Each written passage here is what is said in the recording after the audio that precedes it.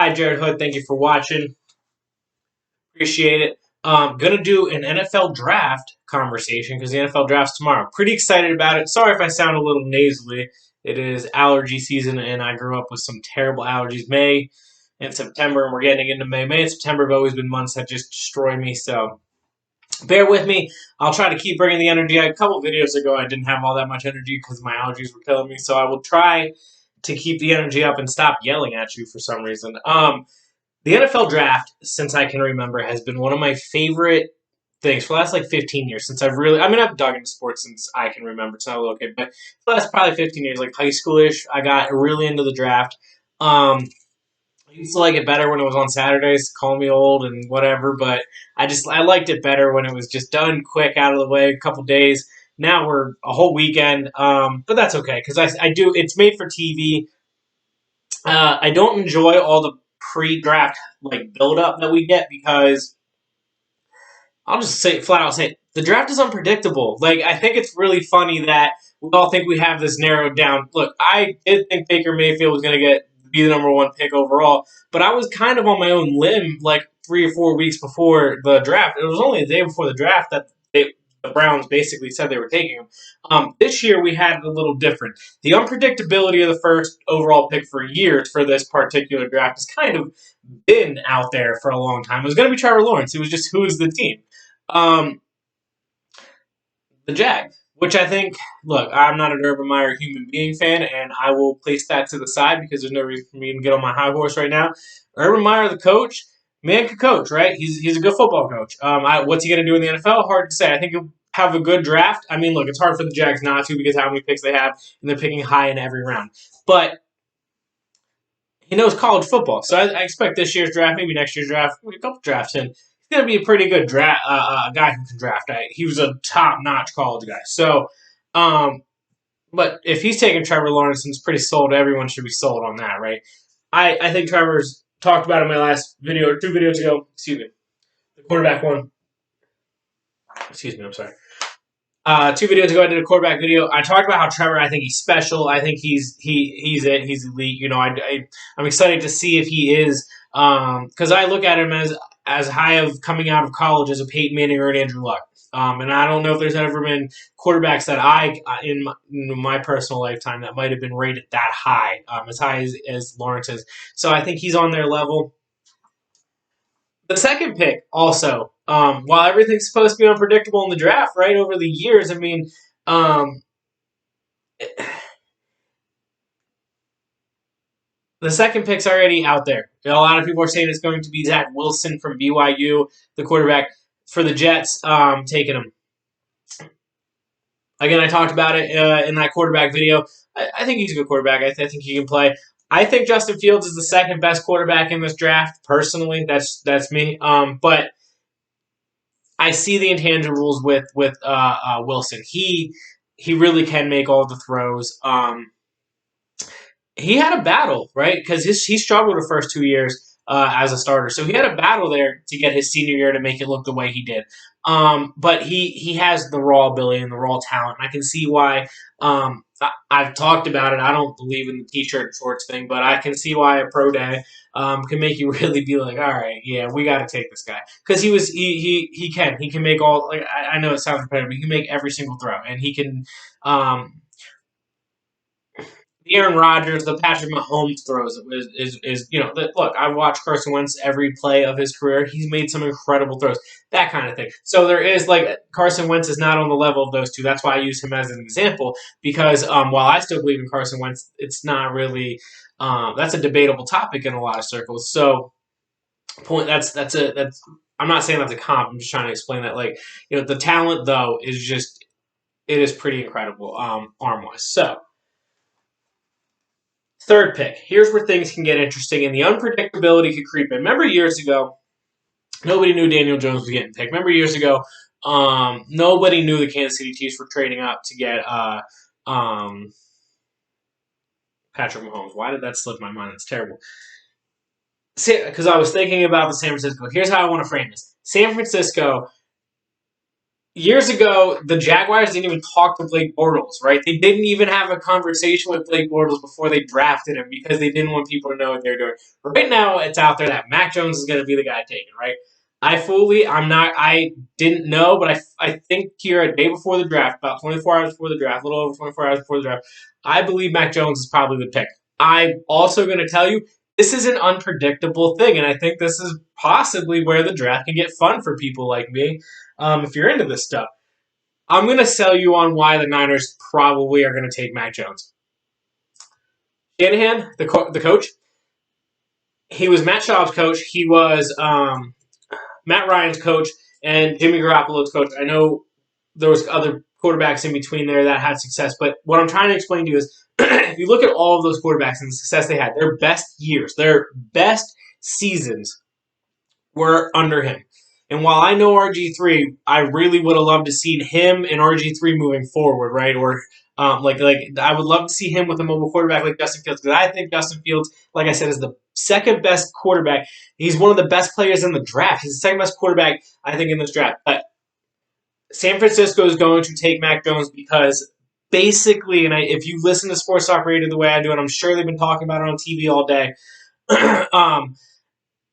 that play in the Super Bowl 2 years ago where the play call was right. They beat the Chiefs, but Jimmy Garoppolo threw it so far that even if the receiver, who was a couple steps ahead of his cornerback running across the goal line in the end zone, even if he would have dove, he would have been 5 feet away from the football that was thrown. And it was the perfect play call in the perfect spot, and the play was not made. And he's just looking at I think Shanahan gave Garoppolo one more year, and I think he was just looking at Alabama. I think he looks at all these guys, and I think he genuinely does think all 5 guys are talented. So do I. I feel that way too.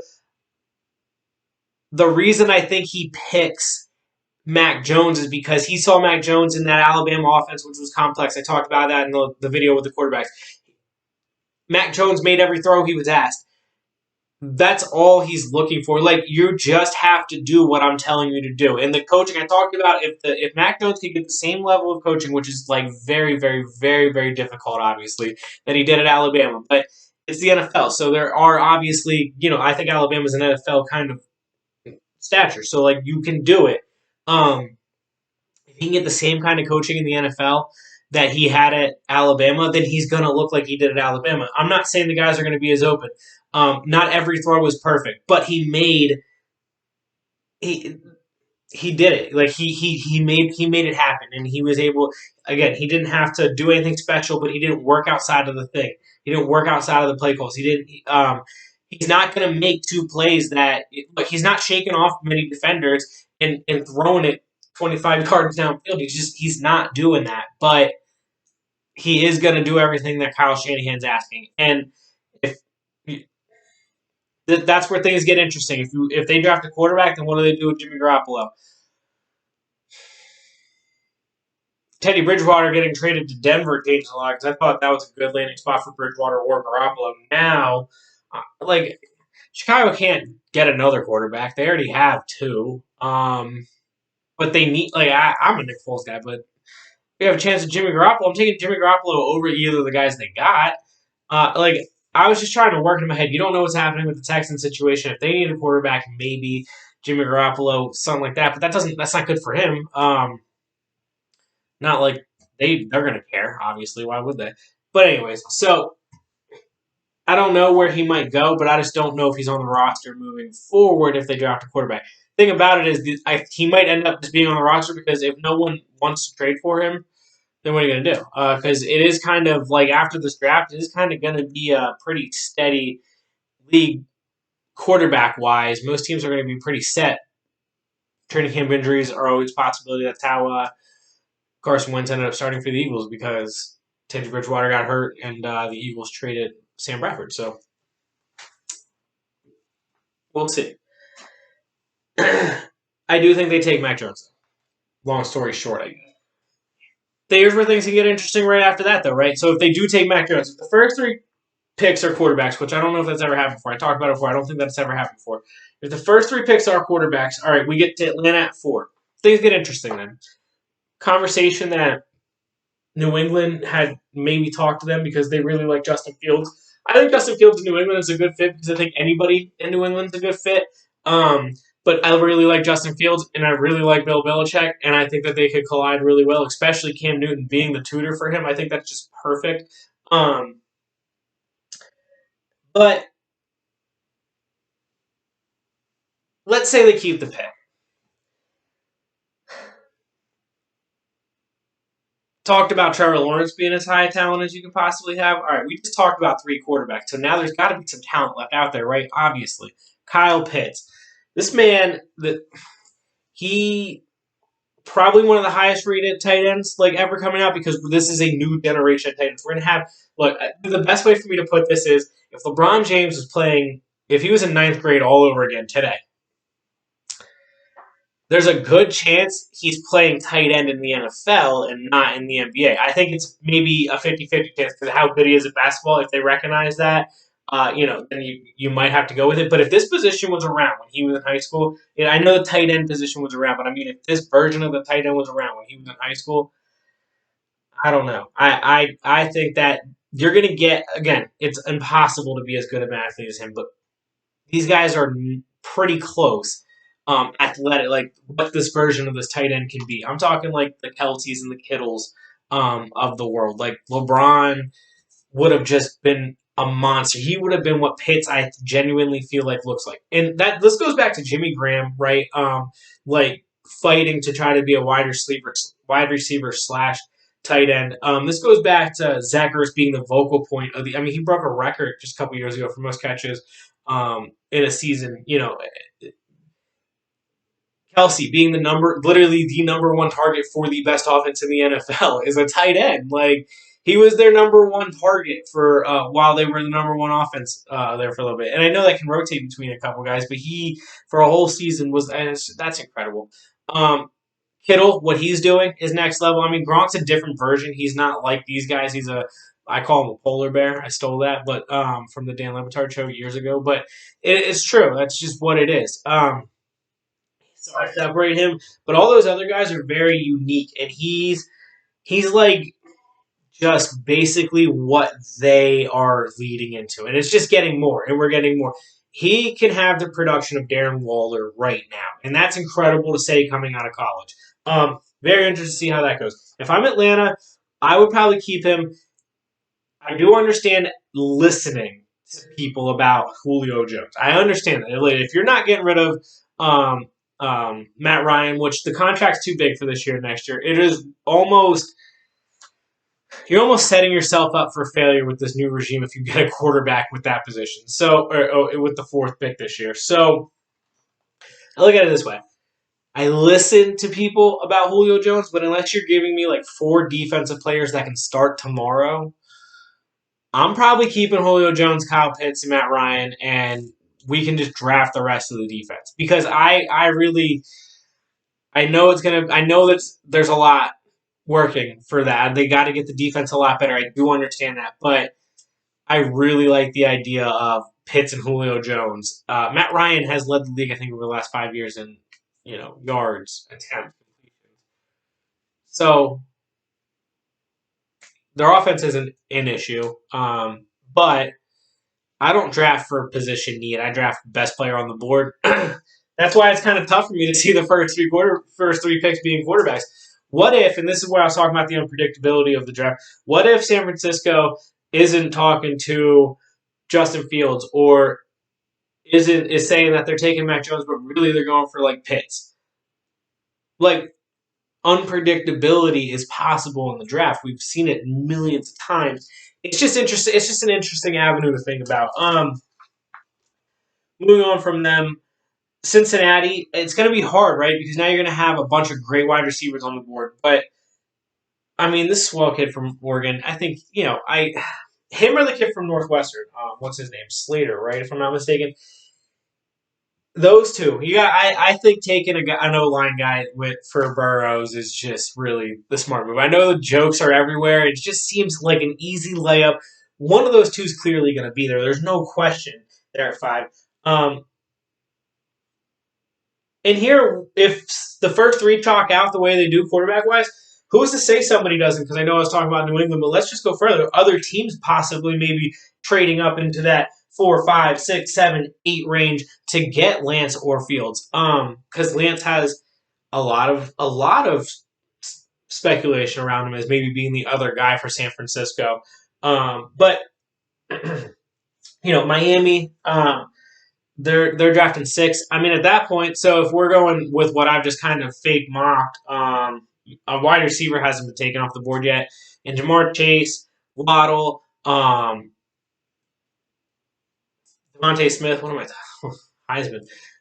Any of those 3 guys, I do think all 3 guys are good. Smith is an outlier because of his size. I do understand that. I don't know what to do with him. I don't think I'd draft him, but only because, and not because I don't think he's going to be good. I do think he's going to be good. I wouldn't draft him because I don't want to be the guy, the GM, and this is because you could call me scared. Usually I would not be a scared GM, and I'm not. This is a scared GM move. I don't want to be the GM that tried to reinvent the wheel and was wrong. I just don't. It's usually a career. That's a way to get fired. Moves like that. So I do think he's going to be good, and I think a lot of GMs probably feel the same way I do. But I'm probably like taking Jamar Chase, right? Because I think that's more of a surefire. Or I really like Waddle. I really do like Waddle. Injuries kind of scare me with him, but I like him. That's why I feel like the Eagles were okay with trading around and ending up at 12. Because I think what I genuinely think happened with the Philadelphia Eagles. I know I'm skipping teams here, and I can go maybe I don't know, I'm not going to go that much further, but. What I think the Eagles really genuinely did with trading around the way they did was they talked to Jalen Hurts, and Jalen Hurts told him it doesn't matter which one of those 3, Chase or the 2 guys from Alabama, because he played with those 2 guys. It doesn't. I think he told them straight up, "I'll play. I want any of them," and I think that they felt comfortable with that too, and so they were able to move back. And I think that might be their target. I'm not saying that's what it is. It's hard for me to see like the Lions passing up, right? If one of those O-line guys are off the board, maybe taking the other one. It's hard for me. Okay, look, there's conversation on Mike Parsons right now, and I think it's understandable, deserve to be had. There's questions or whatever, but if the things are true, yeah, sure, I'll give you. There's the what he's been accused of and what sounds whatever. It's yeah, sure, question, but I've seen people do worse things and it not really affect them. So I look at it this way, and I'm not saying just bat an eye on it, not a big deal, not serious. I'm not saying that. What I'm trying to say is, if you feel like at 20, at the pick number 20, because a lot of these mock drafts have them like somewhere between 20 and the end of the first round. If you feel like he's worth a first round pick there, but you're not going to take him in the top 10 or top 15 because of his character issues. To me, a first round pick's a first round pick. Like when it comes to this, his talent is so high that it's hard for me to see him dropping past like the Lions or Carolina or Denver or even Dallas or the Giants. And I'm not saying the Eagles don't value linebackers, but the Eagles, like New England's, in there. The Chargers are between Philly and New England. So like again, the kid out of Notre Dame.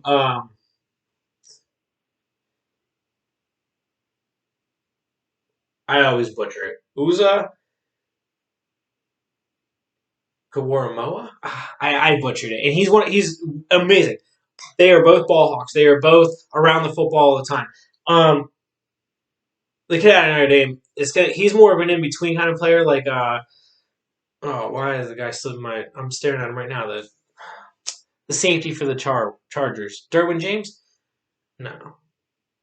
Man, I'm just... Wow, that's terrible. But like the in between, right? So Isaiah Simmons from the Cardinals, guys like that. Don't really know if you're going to put him at linebacker or safety. I think he can play either. He was around the ball. He batted the ball down a lot. He was able to pick the ball off. It was in his area. It didn't matter if it was a run play. He was right there. Even if he wasn't the one making the tackle, he was right there. When a pass was thrown, if it wasn't to his guy, sometimes like half the time he was right around when the guy's getting tackled, or he was around the football. Is what I'm trying to tell you. Michael Parsons very very much the same. I've seen Michael Parsons play high school football. I watched a lot of his high school football, and then obviously a lot of his college too. Also, he's just one of those super talented. Obviously, he's super fast. We all saw his 40, but around the football. Like wherever the ball is, you seem to find him. Obviously, a ton of tackles in that bowl game a couple years ago, but even before that bowl game, you can see it everywhere. He's just around the football a lot. So it's hard for me to see Carolina or the Lions or Denver passing Parsons up or the linebacker out of Notre Dame. Wide receivers I talked about, being around there. I don't know. I think a running back is going to take a while for a running back to get taken. I think everyone kind of learned their lesson on Barkley, McCaffrey. Like, it didn't make their teams exceptional. They're great. They're exceptional. Hasn't made their teams exceptional. You can have a really good running game without players as good as them. Dallas has a good running game because they have a really good running back. Very, very few instances is that the case. Other quarterbacks to watch for? Well, hold on. Why don't I skip running backs since we're talking running backs? Obviously Harris and ETN. I think those are like the two. ETN would have been a top 5 pick 10 years ago, 15 years ago. Quarterbacks to look for, Kellen Mond, Trask, Ian Book. I think all three of those guys going later rounds. They're not too far away from these guys that are being talked about all day, every day. Cornerbacks, look, I really love Horn. I really love Joe Horn's son. Patrick Surtain's really good. Fairley's pretty good. And look, Asante Samuels Jr., I don't know why I forgot about him leading up to the draft here, but until yesterday, I just kind of forgot about him. I think any of those guys can play. I think any of those guys can be plug-and-play players right now if you draft them. So, high second-round pick, if you can get one of those, Fairley or Asante Samuels, I really think that you have a good pick there. Defensive line, Payne and Phillips are probably the two. Payne out of Michigan, Phillips out of Miami. I'm not the best at evaluating most outside of, I can tell you while we're watching a football game, oh, that player is not blocking really well, or that defensive guy is not getting through his player. I can break it down when we're watching it here. I'm not really good at trying to tell you what guys are going to translate from college to the NFL at the line level. The trenches are really they're as hard as anywhere to really know who you're getting and what you're getting. Quentin Nelson's the only one I've ever been sold on. I don't know if I've covered everything. We got here safeties. Moreha out of TCU, Grant out of USF, and Howard out of Oregon. I think any of those three players, but it's a huge drop off. I think after those three players, I think those three players can play. I'd be interested to see if they who they go to and if they can start on those teams. Safety is a really tough position, especially for rookies. But I think there's a wide gap after that. But then there's a ton of guys that you can get in later rounds. That's about it. My guy Bettman out of Minnesota for a wide receiver, and Elijah Moore. He's just been climbing draft boards out of Ole Miss. There, he's a wide receiver. Look, you go after those other guys, Chase, the guys that we've been talking about. Those guys aren't too far drop-offs after them either. So, very interested, very excited for the draft. Hopefully you learned something. Hopefully you liked it. Please comment, share. We'll be talking more sports overall coming up. So, Jared Hood.